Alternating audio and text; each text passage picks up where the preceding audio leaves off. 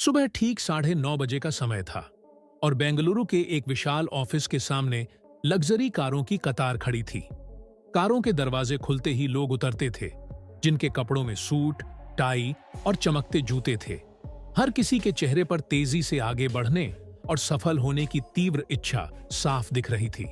उसी भीड़ में एक युवक बहुत शांत कदमों से चलकर ऑफिस के मुख्य गेट की ओर बढ़ रहा था। उसके कंधे पर एक पुराना बैग लटका था। कपड़े हल्के से सिकुड़े हुए थे और जूते इतने घिसे हुए कि लगता था कई सालों से चलते आ रहा है। उसका नाम था राहुल। कोई भी उसकी ओर ध्यान नहीं देता था, क्योंकि सबकी नजर में वह एक साधारण कर्मचारी था। लेकिन असल में राहुल साधारण नहीं था। वह उस कंपनी का असली वारिस और भविष्य का मालिक था। विदेश में पढ़ाई पूरी करके वह हाल ही में भारत लौटा था और एक बड़ी कंपनी में इंटर्नशिप भी कर चुका था। लेकिन उसने अपनी पहचान छिपाने का फैसला किया ताकि यह जान सके कि अगर उसे कंपनी की जिम्मेदारी लेनी है तो सबसे पहले उसकी टीम कैसी है, कौन ईमानदार है, कौन चापलूसी करता है और कौन अपने पद के अहंकार में मानवता भूल गया है। इसी उद्देश्य से उसने एक साफ सफाई कर्मचारी का भेष धारण किया। हाथ में झाड़ू लेकर कमर झुकाए वह ऑफिस के अंदर प्रवेश कर गया। गेट पार करते ही उसे तेज कदमों की आवाज सुनाई दी। एक महिला हाई हील्स पहने उसकी ओर तेजी से बढ़ रही थी। उसका नाम था प्रीति और वह कंपनी की असिस्टेंट मैनेजर थी। वह कठोर स्वभाव वाली और अपने अधीनस्थ कर्मचारियों पर सख्ती करने के लिए जानी जाती थी। राहुल को देखते ही प्रीति की आंखें सिकुड़ गईं। उसने ऊपर से नीचे तक उसे नजरों से परखा और कठोर स्वर में बोली, "यहां क्यों खड़े हो? अभी सब साफ करो। ये तुम्हारा खड़ा रहने की जगह नहीं है।" राहुल ने सिर झुका लिया और एक पल के लिए उसके सीने में हल्का दर्द महसूस हुआ, लेकिन उसने चेहरे पर शांति बनाए रखी। वह चुपचाप झाड़ू उठाकर एक कोने में हट गया। यह अपमान सहना उसके लिए आसान नहीं था, लेकिन वह जानता था कि उसका असली मकसद कुछ और है।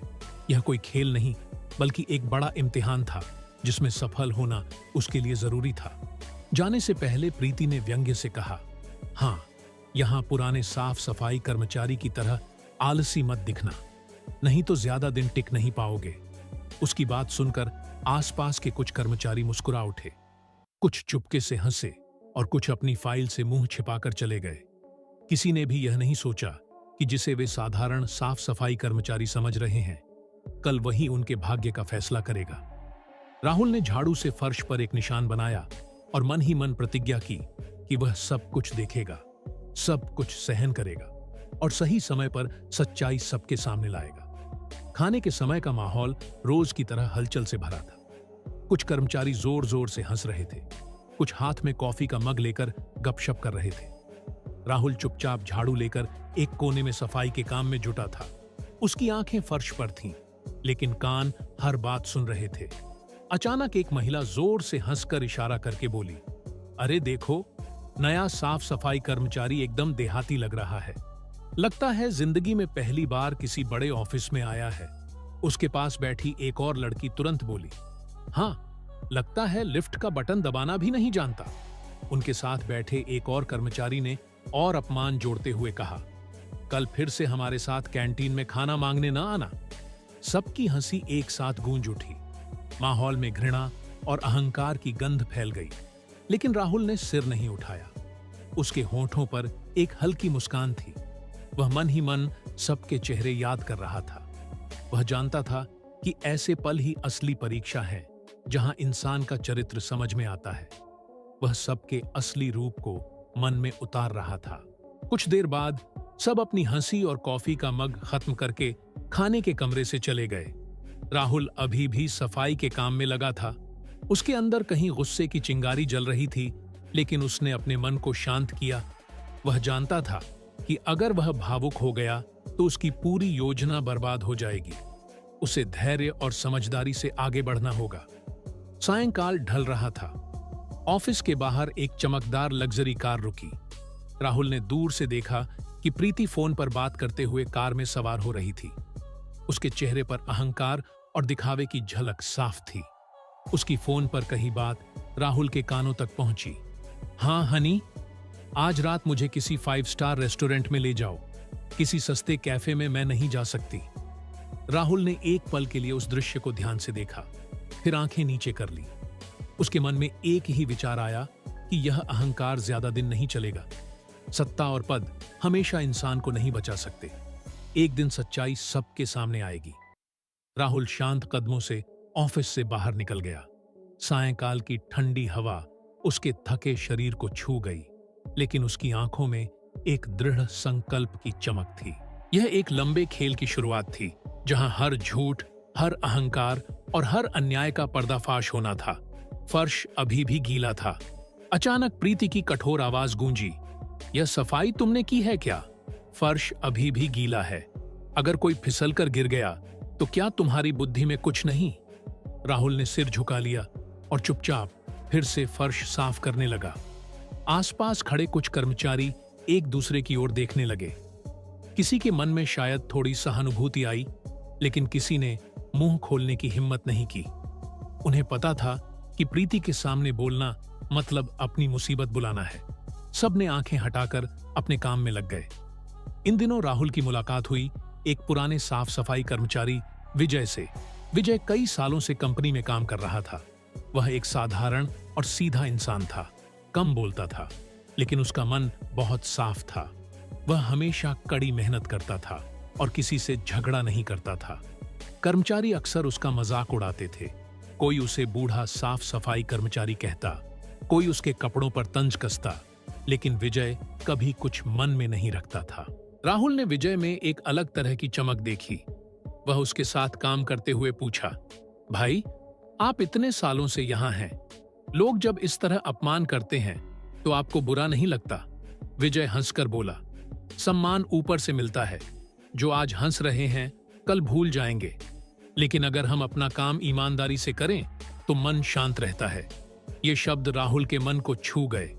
उसने महसूस किया कि यह इंसान शारीरिक रूप से कमजोर दिखता हो, लेकिन असल में सबसे मजबूत है। खाने के समय विजय अक्सर अपनी रोटी बांट देता था। एक दिन उसने राहुल को आधी रोटी देकर कहा, ले बेटा, तुम भी खा लो, मैं तो अकेला हूं, मेरा चल जाता है। तुम जवान हो, तुम्हें ज्यादा ताकत चाहिए। राहुल की आंखों में हल्का पानी आ गया। उसने मन ही मन सोचा कि अगर कंपनी में किसी को सबसे पहले न्याय मिलना चाहिए तो वह विजय है। वह विजय के चरित्र की मजबूती और मन की कोमलता का कायल हो गया। उसी पल राहुल ने अपने आप से वादा किया कि वह एक दिन न सिर्फ विजय बल्कि हर उस इंसान के हक को लौटाएगा जिसे यहां सालों से दबाया गया है। लेकिन वह जानता था कि अभी वक्त नहीं आया। उसे और बहुत कुछ सहना होगा और सही मौके की प्रतीक्षा करनी होगी। दिन बीतते गए और राहुल ऑफिस के हर कोने में होने वाली घटनाओं को बारीकी से देखने लगा। एक दिन दोपहर को खबर आई कि कंपनी के कोऑपरेटिव सोसाइटी के कमरे से कुछ पैसे चोरी हो गए हैं।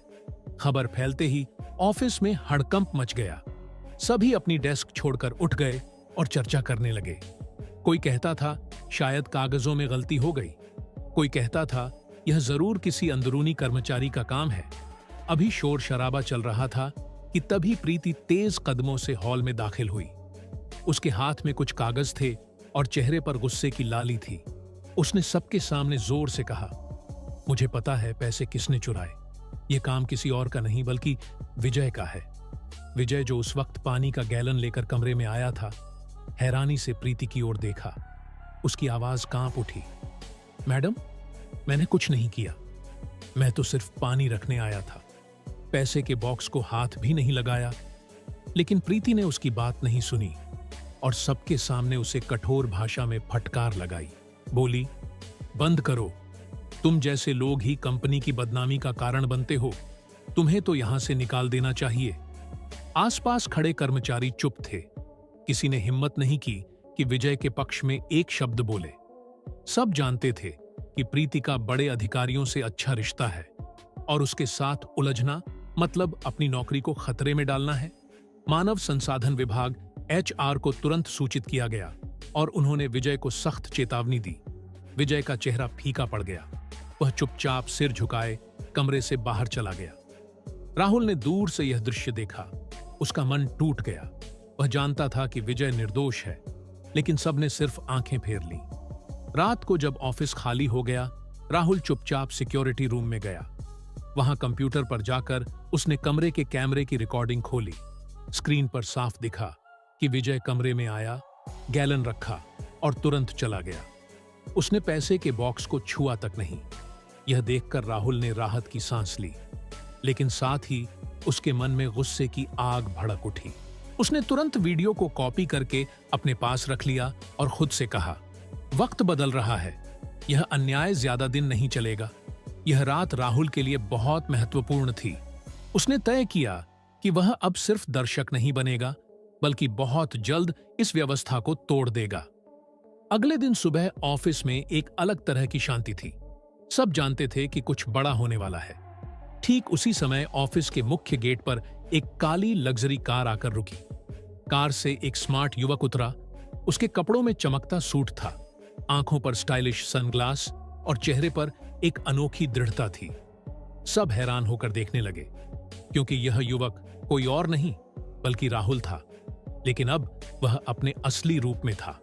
ऑफिस के गेट पर खड़े गार्ड और अन्य कर्मचारी हैरानी से देखते रह गए। उनकी आंखें चौड़ी हो गईं, क्योंकि यह वही युवक था जिसे वे कुछ दिन पहले साधारण साफ सफाई कर्मचारी समझ रहे थे। राहुल शांत कदमों से अंदर गया। उसके साथ उसका पर्सनल असिस्टेंट भी था, जो हाथ में एक फाइल लिए तेजी से उसके पीछे चल रहा था। वे दोनों मीटिंग हॉल की ओर बढ़ गए। वह हॉल जहां कंपनी की सभी बड़ी मीटिंग होती थी, और आज वहां सबके लिए एक खास मीटिंग बुलाई गई थी। मीटिंग हॉल में सब एक एक करके दाखिल होने लगे। प्रीति एक बड़ी मुस्कान के साथ राहुल का स्वागत करने के लिए आगे बढ़ी, लेकिन वह अभी भी राहुल को नहीं पहचान पाई। उसने सोचा कि शायद यह कोई बड़ा निवेशक या विदेशी मेहमान है। प्रीति बोली, सर, मेरा नाम प्रीति है, मैं असिस्टेंट मैनेजर हूं, आपको इस कंपनी में स्वागत है। राहुल ने उसकी ओर देखकर हल्की मुस्कान दी। वह मुस्कान प्रीति के लिए अपरिचित थी, लेकिन उसमें एक मौन व्यंग्य था। राहुल ने शांत स्वर में कहा, धन्यवाद प्रीति, लेकिन तुम्हें अपनी पहचान बताने की जरूरत नहीं, मैं सब जानता हूं। प्रीति हैरान होकर देखती रह गई। उसी पल राहुल ने अपने असिस्टेंट को इशारा करके कहा, अब मीटिंग शुरू करें। सभागार की शुरुआत में राहुल ने एक बड़ा स्क्रीन ऑन किया। स्क्रीन पर वह सीसीटीवी फुटेज चलने लगा, जिसमें विजय पर झूठा चोरी का आरोप लगाया गया था। सब हैरान होकर देखते रहे कि प्रीति ने कैसे एक निहत्थे इंसान को सबके सामने अपमानित किया। फुटेज में साफ दिखा कि विजय सिर्फ पानी का गैलन रखकर चला गया था और उसने पैसे के बॉक्स को छुआ तक नहीं। वीडियो खत्म होने पर हॉल में सन्नाटा छा गया। राहुल ने गंभीर स्वर में सबको संबोधित किया, पिछले कुछ दिनों से मैं यहां था, सिर्फ एक साधारण इंसान के रूप में नहीं, बल्कि इस संस्थान के भविष्य के रूप में मैं देखना चाहता था कि मेरी इस फैमिली में कौन ईमानदार है और कौन सिर्फ सत्ता के पीछे भाग रहा है। मैंने देखा कि यहाँ कुछ लोग अपने अहंकार और झूठे घमंड की वजह से दूसरों को कितना नीचा दिखा सकते हैं। देखा कि कैसे एक ईमानदार और मेहनती इंसान पर आरोप लगाया गया। प्रीति का चेहरा सफेद पड़ गया। वह डर से कांप रही थी। वह राहुल की ओर देखकर कुछ नहीं बोल पाई। राहुल ने फिर विजय को बुलाया। विजय अभी भी डरते डरते सभागार में आया। उसके पुराने कपड़े और चेहरे पर वही पुराना डर था। राहुल मुस्कुराते हुए उसके पास गया और बोला, भाई विजय, आज से आप इस कंपनी के लॉजिस्टिक कोऑर्डिनेटर हैं। यह आपकी ईमानदारी और मेहनत का इनाम है। आप एक सच्चे इंसान हैं। मैं आपको सम्मान देता हूं। विजय की आंखों में आंसू आ गए। उसके चेहरे पर खुशी और कृतज्ञता का भाव था। उसने राहुल को धन्यवाद दिया और चुपचाप रोने लगा। इसके बाद राहुल ने सबकी ओर देखकर कहा, जिनमें मानवता और ईमानदारी की कमी है, उनके लिए इस कंपनी में कोई जगह नहीं होगी। इसके परिणाम स्वरूप प्रीति को कंपनी से निकाल दिया गया। राहुल ने बाद में प्रीति से निजी तौर पर मिलकर कहा, जिंदगी यहीं खत्म नहीं होती, तुम्हें अभी भी बदलने का मौका है। अहंकार अस्थायी सम्मान देता है, लेकिन आखिर में सब कुछ छीन लेता है। फिर एक कार्ड देकर बोला, हमारे पास एक ट्रेनिंग प्रोग्राम है, अगर चाहो तो उसमें शामिल हो सकती हो, वहां से नई शुरुआत कर सकती हो। प्रीति तब समझ गई कि उसने क्या गलती की। उसकी आंखों में आंसू आ गए। उसने सिर झुकाकर राहुल को धन्यवाद दिया और चली गई। अगले दिन से सब कुछ बदल गया। कर्मचारी कंधे से कंधा मिलाकर काम करने लगे। उन्होंने समझ लिया कि इंसान की असली पहचान उसके पद, पैसे या कपड़ों से नहीं, बल्कि उसके चरित्र और मानवता से होती है। कभी किसी को छोटा मत समझो, क्योंकि कौन जाने किसके पास क्या छिपी प्रतिभा या पहचान है। अगर कहानी पसंद आई हो तो हमारे चैनल को सब्सक्राइब करना न भूलें। अगले वीडियो में मिलते हैं।